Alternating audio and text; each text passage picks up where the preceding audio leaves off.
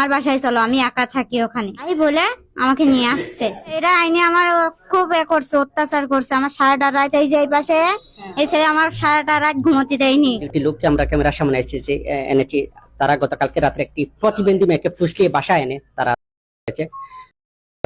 পরে কিন্তু এলাকাবাসী ইতিমধ্যে আটক করে রাখা হয়েছে। আসলে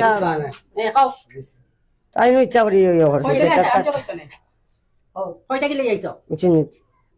সাফরা নগর থেকে উঠছি উঠিয়া বাদে তো হইলা তাই যেতে পারতেন না হরতাতে হইলাম তো তারপরে নিতে হইলা ভাই আমি তাম খান্দা খাইতে কইছেন তাই যে আমি সামনে চালাবো বাদে হলাম তো ঠিক আছে আর রুম একটা বাসা একটা লইম রুম বাদেও বাসা একটা লইবা লইবা দেও নষ্ট হইছে এই বাসাটা কার?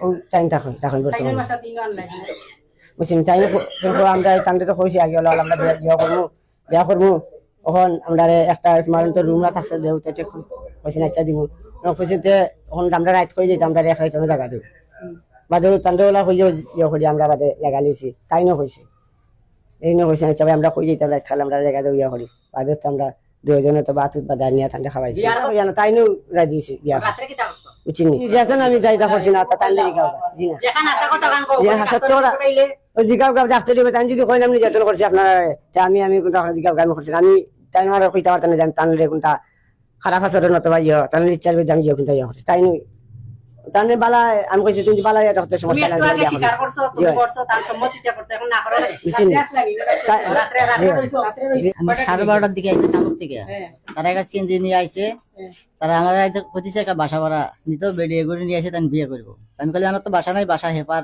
তোমার লিয়ে দেওয়া যাবে কালকের দিনে তাই আমার তাই রিকোয়েস্ট করতেছে রাত তারা একটু জায়গা দিতে মানো এরপরে আমি জায়গা এখন টাইম করবো ডাক্তার আইলে তো আসামিটা বাড়াইব আচ্ছা বাড়াইব না নি আপনার নামটা কি?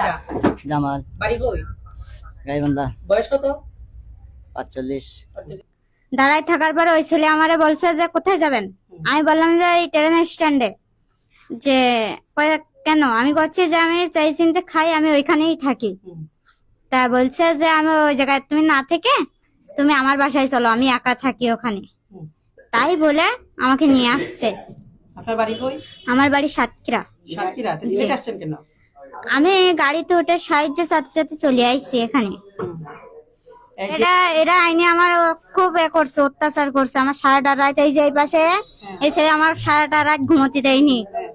আমার সারাটা রাত আমাকে করছে। তারা দুইজন ছিল আপনার সাথে? হ্যাঁ, ওরা হচ্ছে এই সাইডে একজন ছিল সাইডে আর আরেকজন ছিল ওই সাইডে, আর আমাকে দিছিল মাঝখানে। এরা দুজনই আমাকে করছে।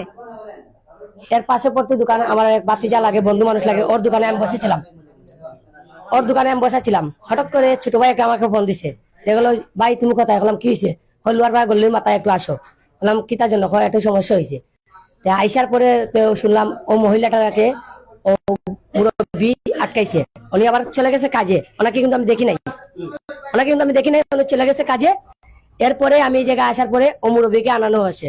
আনানোর পরে ও মহিলা মুরব্বিকে আনার পরে আমরা ওনাকে জিজ্ঞাসাবাদ করছি।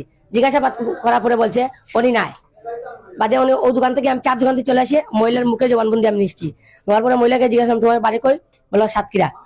বললাম তোমার কথা থেকে নিয়ে আসছে? কয় মাজারের পাশে থেকে। বললাম তুমি কোন দিন আসছো সিলেট? কয় আমি ভাই 3 দিন হচ্ছে সিলেট আসছি।